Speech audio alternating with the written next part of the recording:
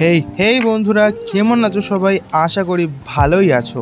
আর আজকের মেনু আমরা চিংড়ি মাছ আর মাছের ডিম দিয়ে কিছু একটা বানাবো। মা এখানে বাটাবাটি করতে শুরু করে দিয়েছে, আর সেটাই কড়াইয়ের মধ্যে দিয়ে সেটা তুলেও নিল। আর এদিকে চিংড়ি মাছ দিয়ে সেটা ভাপায় বসিয়ে অন্য একটা রেসিপি করতে স্টার্ট করে দিল। আর এখানে আমাদের মেনু রেডি হয়ে গেছিলো।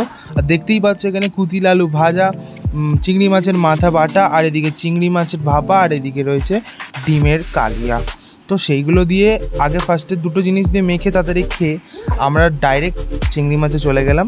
আর চিংড়ি মাছটা ভাই সেই লেভেলের খেতে হয়েছিল, ঠিক আছে।